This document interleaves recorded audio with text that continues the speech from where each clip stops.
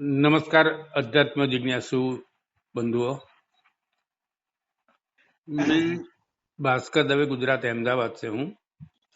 मैं अभी गंगोत्री यात्रा करके आया हूँ और वहाँ अक्षय तृतीया, वैशाख शुक्ल पक्ष तृतीया को कपाट खुलते हैं माता जी के मंदिर के, और वैशाख शुक्ल पक्ष सप्तमी जो आज है, गंगा सप्तमी भी बोली जाती है, इस दिन माता जी का भोग विग्रह मुखवटा पहनाया जाता है जो सोने का होता है।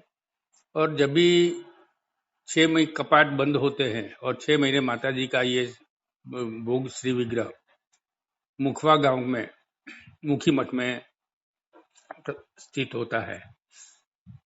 आज मेरे साथ प्रयागराज से श्री रुचिल जी महाराज चंडी धाम से जुड़े हुए हैं, तो उनसे निर्वाण विग्रह और भोग विग्रह के बारे में अध्यात्म ज्ञान प्राप्त करेंगे। नमस्कार।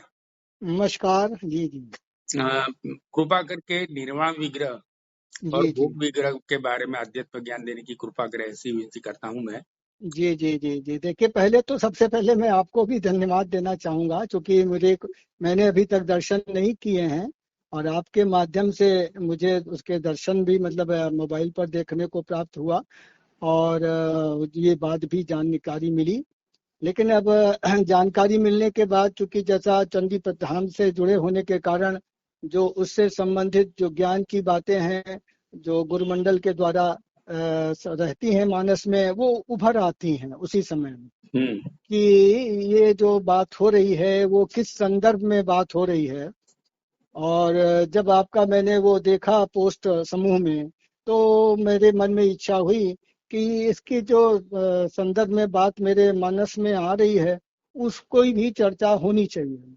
हाँ जी। क्योंकि ये जो चीज है, मुख जो है मुखौटा लगाया जाता है सप्तमी तिथि से, और फिर जब तक मंदिर बंद नहीं होगा तब तक वो रहेगा। फिर उसके बाद वो उखी मठ में जैसे स्थापित हो जाता है और पुनः उस समय आता है। ये प्रकार की जो बातें हैं, तो सनातन धर्म में इसका क्या विज्ञान है, इसके पीछे कौन सी आध्यात्मिकता है, ये भी आज के समय में स्पष्ट करना बहुत बहुत जरूरी है।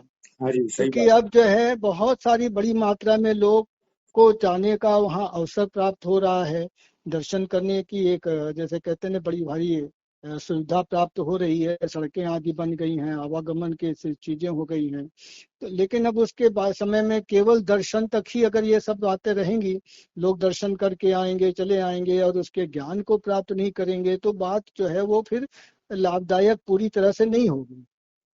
पूरी तरह से लाभ उठाने के लिए उसका ज्ञान बहुत आवश्यक है। अब जो मोटी मोटी देखिए बहुत सारी बातों की तो चर्चा हम लोग अभी नहीं कर सकते, क्योंकि ये काफी विस्तार की बात है। इसके बारे में नाना प्रकार से हम लोग कुछ चर्चाएं कर सकते हैं। और मैं चूंकि अभी प्रवास में बाहर हूँ, कार्यालय में नहीं हूँ, तो बहुत सारी कुछ पुस्तकों को भी नहीं देख सकता हूँ। लेकिन फिर भी जो बात समझ में आ रही है कि ये जो शुरू में हम लोग देख रहे हैं कि जब प्रतिबंध होता है तो बिना मुखौटे का जो स्वरूप है, वो जिसको निर्वाण स्वरूप बताया जा रहा है, वो भगवती का जैसे कहते हैं जो आदि शक्ति गंगा रूपिणी शक्ति हैं, जो शिव जी की और विष्णु जी की और ब्रह्मा जी से बाद में जिनका संबंध सब पूरा बताया जाता है कि शंकर जी की जटा से और विष्णु भगवान जी के पादों से और भगवान ब्रह्मा के कमंडल से जिनका प्राकट्य हुआ, तो वो जो शक्ति है उसका वो निराकार स्वरूप है, जिस पर जिसकी धारणा जो अत्यंत महात्मा लोग हैं, उच्च कोटि के साधक लोग हैं, वो उसका चिंतन और मनन उस तत्व की धारणा कर सकते हैं। इसके बाद गंगा सप्तमी से, सप्तमी जो तिथि आ रही है, जो हम लोग जिस सप्तमी को गंगा पहले विशेषण लगा करके बताया जा रहा है, उसको समझने की आवश्यकता है कि सप्तमी से हमारे यहाँ क्या भाव लिया जाता है। सप्तमी से अब जैसे कहते हैं ना कि हमारे यहाँ जिस प्रकार से निदान कोश में नाना प्रकार की सब बातें होती हैं, वैसे अंक कोश, अंकों का भी निदान कोश बना हुआ है। अंकों से क्या क्या भाव लिए जाते हैं, एक से क्या भाव लिए जाते हैं, तो नाना प्रकार से भाव हमारे यहाँ लेने की परंपरा वेदों से उपनिषदों के आधार पर सब होती है। तो सप्तमी से सात से जो मोटा मोटा भाव आज के समय में मैं लोगों के सामने रखना चाहता हूँ, सबको बताना चाहता हूँ कि हम सबको पांच ज्ञानेंद्रिय और मन और बुद्धि, इन सात चीजों का मुख्य रूप से मोटे रूप से भाव लेना चाहिए। अब इसके रूप में क्या होता है कि बुद्धि तत्व मनुष्य के अंदर भी, चूंकि ये सात तत्व क्योंकि सबसे ज्यादा मनुष्य की पहचान इन्हीं सात चीजों के आधार पर बनती है कि तुम आपके प्रत्येक मनुष्य के अंदर हर समय प्रत्येक व्यक्ति को स्वतः भी निरीक्षण करना चाहिए और अन्य ढंग से भी आकलन करना चाहिए कि भाई उनकी जो पांचों ज्ञानेंद्रिय हैं वो उनका क्या स्वरूप है, उनका जो मन है, उनकी जो बुद्धि है वो उनका क्या स्वरूप है, उनका क्या स्तर है। और प्रत्येक को अपने में स्वतः निरीक्षण करना चाहिए कि पिछले वर्षों में मेरी ज्ञानेंद्रियां किधर की तरफ जा रही थी, क्या क्या चीजें की उपलब्धि की, अब क्या नया उपलब्धि कर रही हैं, अब उनकी रुचि किधर की तरफ है, और मेरा मन और मेरी बुद्धि वो क्या क्या विकसित हो रहा है। इन सात चीजों को लेकर के ही हमारे यहाँ सप्तमी तिथि का विशेष रूप से महत्व बताया गया है। तो अब सप्तमी तिथि को स्वर्ण जैसे कहते हैं कि स्वर्ण आपका जो है वो चेहरा लगाया जाता है वहां पर, तो जो स्वर्ण का प्रयोग हो रहा है, स्वर्ण चेहरे की बातचीत हो रही है, तो वहां पर स्वर्ण धातु से भी हमारे यहाँ सनातन धर्म में तपने और तपाने का भाव लिया जाता है। क्योंकि जितनी तपस्या तपस्या ही हमारे यहाँ सबसे महत्वपूर्ण चीज बताई गई कि बिना इस संसार में तपस्या ही सबसे मूल चीज है सत्य को उपलब्धि करने के लिए। तपोलोक फिर सत्य लोक, इस प्रकार से सब पूरी बातचीत होती है कि प्रत्येक मनुष्य को यहाँ पर तपस्या के द्वारा ही सब चीजों की प्राप्ति होगी। ये वर्णन सनातन धर्म का मूल है। तो जितना तप करेंगे उतनी, चूंकि धातुओं में एक ही मात्र सबसे बड़ी धातु है, वो स्वर्ण धातु है, जिसको जितना भी आप तपाइएगा वो उतना ही उसका स्वरूप निखरेगा। इसलिए स्वर्ण धातु का विशेष रूप से हमारे यहाँ सब प्रयोग होता है और भाव लिया जाता है। तो जो गंगा सप्तमी है उसके द्वारा, अब जो उसके द्वारा जैसे गंगा को अभी मैं देख रहा था कि ब्रह्मा जी ने उनकी स्तुति की है और बताया गया है कि जो प्रकृति है वो सात स्वरूपों में, और धर्म द्रवा उनका नाम आया है कि जो द्रवीभूत रूप में जो धर्म का स्वरूप है वो गंगा जी का एक दूसरा नाम आता है। तो धर्म के रूप में प्रवाहित हो रही हैं, मतलब वो क्या है मनुष्यों के अंदर के, जब हम ये कल्पना रखते हैं कि ये पूरा जो संसार है, ये हमारा जो सब कुछ उत्पत्ति और स्थिति और लय है, वो जैसे कहते हैं कि एक शंकर जी की जटा से जो इस कल्याण करने वाली जो हमारा मूल तत्व है, अक्षय तत्व है, वहां से उसका प्रारंभ हुआ है। और विष्णु जो वैष्णवी शक्ति पालन शक्ति है, उसके पादों से, मतलब जो गमन शक्ति, उसके आधार पर वो यहाँ पर पूरा आ करके अपना संचरण करती है। और फिर पवित्र भाव से जो ब्रह्मा जी हैं, जो हमेशा पवित्र भाव से कमंडल आदि ले करके और विकास का, जैसे कहते हैं कि विष्णु की नाभि पर बैठे हुए हैं, वो सब जो स्वरूप आदि बताया गया है, तो उस कार्य में करने की वो धर्म द्रवीभूत रूप में, जैसे कहते हैं ना कि जल ही मनुष्यों का मुख्य साधन, मतलब जीवित रहने का उपाय है, वैसे ही द्रवीभूत रूप में जो धर्म है वो गंगा शक्ति है कि अपने को पावन करना, हमेशा जीवन के अंतिम समय तक अधिक से अधिक कोशिश करके अपने अंदर पवित्र भाव को लाना और पूरी तरह से पूर्णता को प्राप्त करना, यही सनातन धर्म का पूरा उद्देश्य है। और उसी का ये निरूपण जो है वो हमारे गंगा द्वार में इन दोनों विभूत मूर्तियों के आदि के द्वारा होता है। अभी निर्वाण जी जी वहाँ जो आदि गुरु शंकराचार्य जी स्थापित जी जी जी माता जी का श्री विग्रह है, वो अक्षय तृतीया से षष्ठी तक हाँ हाँ मूल स्वरूप में है। हाँ उनको हाँ जी जी निर्वाण रूप बोलते हैं। बाद में आज से भोग जी जी मुखौटा लगाया जाता है जी तो जी जी उसको भोग मूर्ति बोलते हैं। तो दोनों का जी ये हाँ समझिए। हाँ, तो वही है जो निर्वाण स्वरूप जो है षष्ठी तक ले करके है, तृतीया से लेकर के जो षष्ठी तिथि है, तो वो उन्होंने बताया कि वो तो बहुत ही महत्वपूर्ण स्वरूप है, जिसको कि जो तत्वज्ञानी लोग हैं, निराकार स्वरूप है, वही उसका चिंतन कर पाते हैं।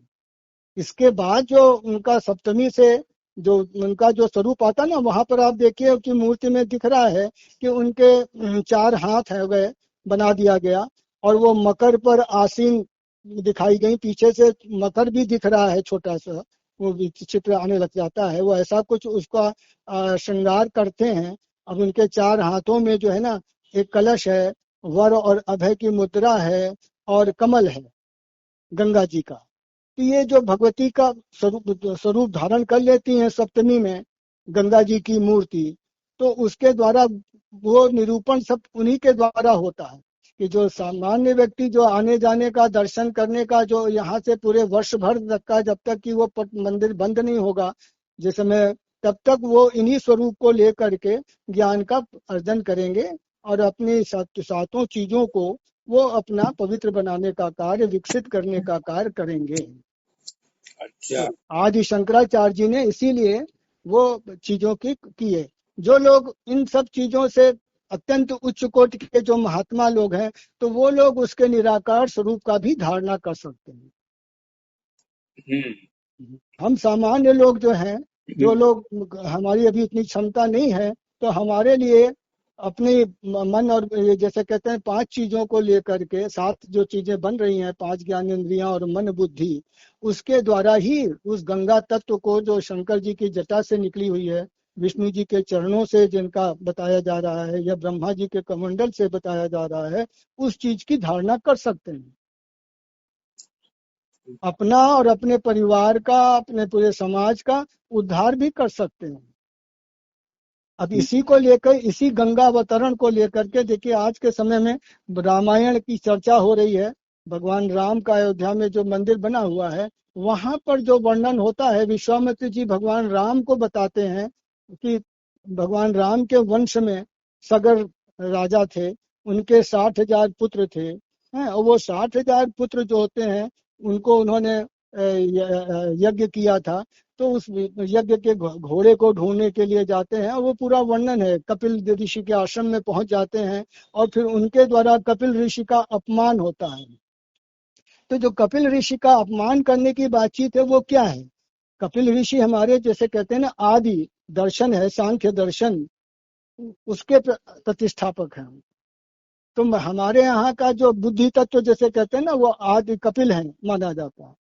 तो उसको जो अवहेलना हम करते हैं, तो उससे ही वो भस्म, वो क्या कहते हैं, सब शापग्रस्त हो जाते हैं, और सब जो है पत्थर जड़ बन जाते हैं।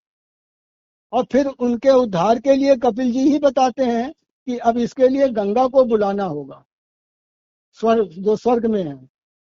और फिर उसके बाद जो है उनके वंश में अंशुमान जी हैं, दिलीप हैं, वो सब तपस्या करते हैं, लेकिन वो सफल नहीं होते। और भगीरथ आते हैं, जो कि कितने हजार वर्षों तक एक पैर पर खड़े होकर के, ये सारी बातें हमारे यहाँ रहस्य के रूप में वर्णित हैं, प्रतीकात्मक रूप से वर्णित हैं कि 10,000 वर्षों तक एक पैर पर खड़े होने का मतलब क्या है, क्या भाव है।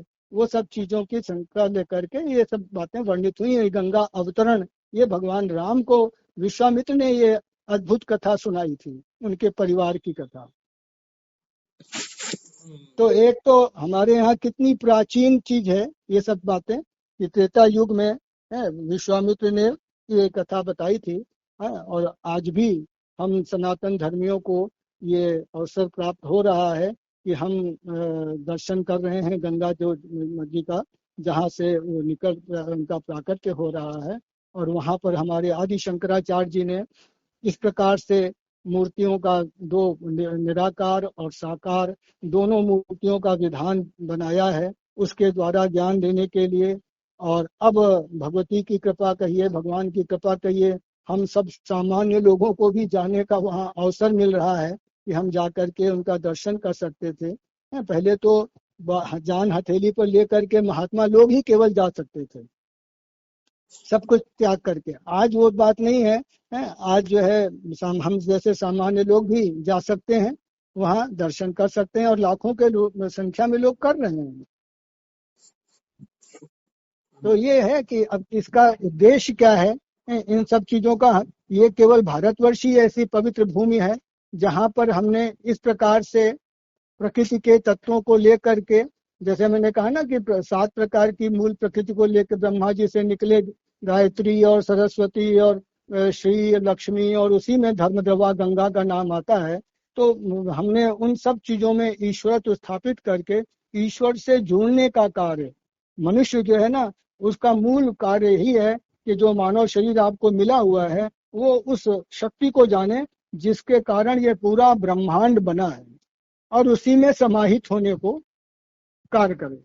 यही उसकी पूर्णता है, यही उसका आने का यहाँ मुख्य औचित्य है।